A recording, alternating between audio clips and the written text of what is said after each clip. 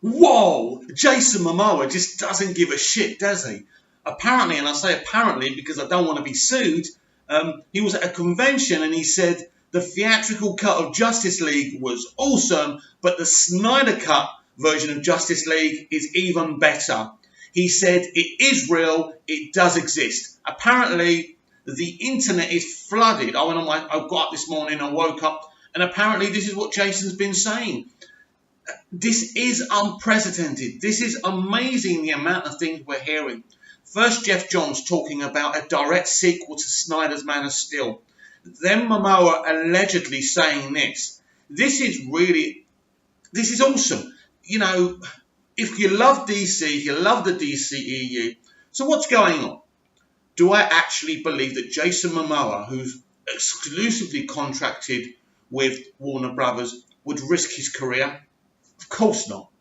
This is part of a plan to build it up. Privately, you hear whispers about Warner Brothers being in denial of the Snyder Cut, but they want to release this. They now know there's money in releasing this theatrically. No question about it. A 3-hour epic that's totally different to what we got would be amazing. Imagine it. Dark Side. Apocalypse. The lot. With Zack Snyder's, ultimate vision. It will be something that every geek, even the MCU fans who pretend they don't like the DCEU, will be going to see. But they're building it up. So if the Snyder Cut is going to happen, and I've got some renewed optimism, because since that horrible article, which we all thought actually knew what it was talking about, which it didn't, it had no information. He was plucking people who probably didn't even work with Warner Brothers anymore, but it doesn't matter. So this is what I've always I've always believed we will get the Snyder Cut released theatrically this year, and I think it will be either as a double feature, which you don't get anymore, by the way, with Aquaman, just to build up that film because they're worried not everyone knows who Aquaman is, even though we saw a glimpse of him in BVS and we saw him in Justice League. Everyone knows Momoa. Everyone knows Game of Thrones. He's a very popular figure. I just think if you lump in the Snyder Cut of Justice League with that, you have got a big box office. Marketing wise, it's absolute genius. So I do believe the Snyder Cut will be in cinemas at the end of this year. I really do believe that, and I believe the announcement is coming.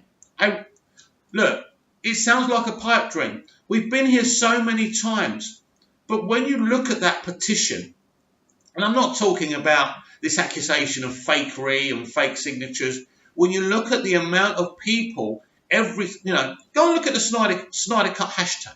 Go and look at it. There is money to be made here. We're not talking about porn here. We're not talking about ritual killing. We're talking about a director's ultimate vision of a fantastic film. That's it. Nothing's going to scar you by watching this film. So I don't believe that Warner Bros. I believe after they saw the box office, they realised they made a mistake.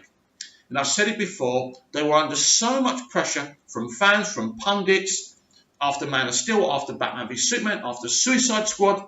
They didn't know what to do. So they caved into what they thought people wanted. People accused them that they made a mistake not putting Superman in the trailers. It was the pundits and a lot of the fans who said, don't you dare, after the Doomsday reveal in BVS trailers, we don't want to see Superman spoiled in the trailers. Now, I thought it was ridiculous because we all knew Supes was coming back. We all know he rises from the dead after he's killed by Doomsday, even though now we know this is not an official, this is not the death of Superman in BVS, it's just something that happens within that movie. That's still to come, a long way down the future.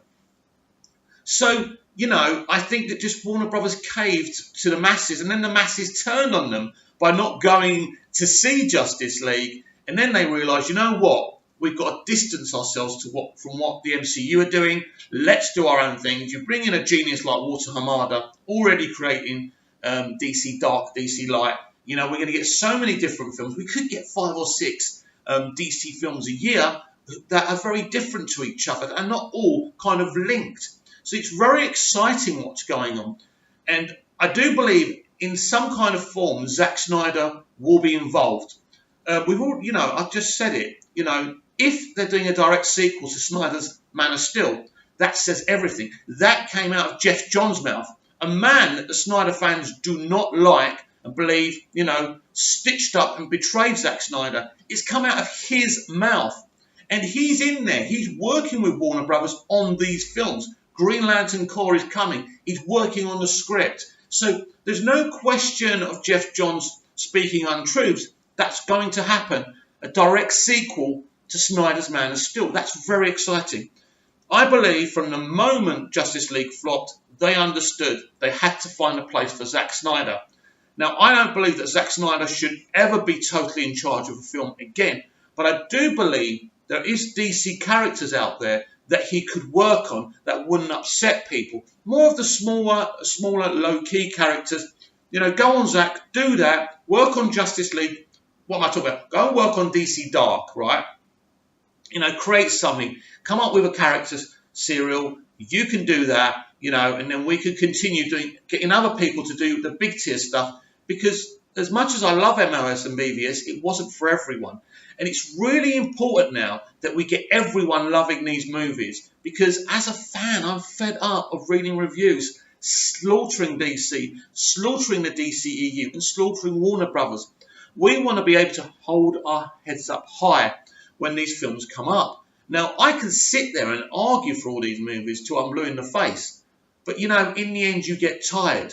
I've just been trying to get my nephew and nieces involved with MOS and BVS, and they love them. So it's great, even though they're not really catered to young children. They are pretty awesome, and visually, they really do hit you in the face. I do like the MCU. I'm not an MCU hater. I just find the rewatch thing, the rewatchability with the MCU is difficult for me because they're just so generic. There's something really special and deep, and you always kind of unraveling something new with the DCEU. But I think we're heading to something special. I'm glad they're no longer going to copy the MCU. But what's really exciting, really, if we go back to Jason Momoa's comments, is that there's something happening here.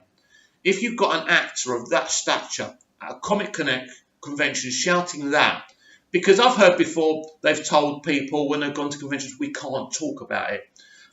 When you're hearing Momoa, because as I say, Momoa is Team Zack Snyder. It's like the actors that James Gunn cast for Guardians of the Galaxy. They're all backing him. They're doing these Twitter things and talking in code. They're backing him. They want him to have his job back. It's like the actors who have worked within the DCEU with Zack Snyder. They love him. They know there's been, certain things that could have been done differently, but they love him. They know he's a genius. He's been very kind to them. And he gave them a chance within this franchise. So there's always going to be a loyalty. But ultimately, Jason Momoa will be keeping that shut if he was told to keep that shut. Something is going to happen. There's going to be an announcement on the Man of Steel sequel, on the Snyder Cut. It's time to move forward by just releasing the Snyder Cut. Here it is. For all we know, right, we could all be wrong. It might not be this 3-hour epic. It might just have like 10 minutes worth of extra scenes.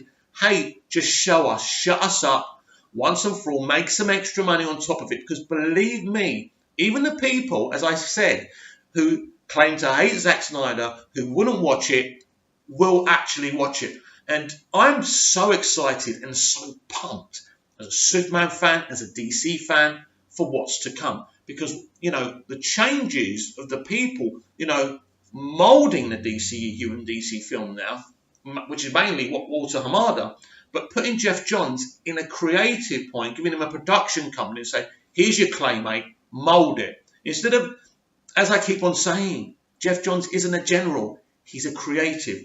And this is what's going on. The right decisions are finally being made to make this a popular franchise with the mainstream audience. What Warner Brothers have done is the total opposite of what Lucasfilm have done. Lucasfilm have just sat there going, no, you're all sexist, you're racist, we hate you, we're just going to carry on. And in the end, they've had to cave in the worst possible way. Well, Warner Brothers allowed people to talk negatively and said, you know what, let's keep quiet, let's let them get on with it, and let's read what they're saying, and let's make the relevant changes we have to make. You know what, guys? I love talking to you all about films, TV, but especially the DCEU and DC film, because I'm so passionate about it. Thanks for your time. Click that like button, subscribe.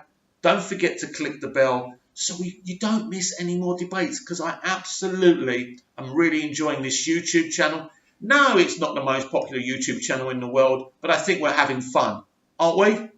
Speak soon. Keep it DC.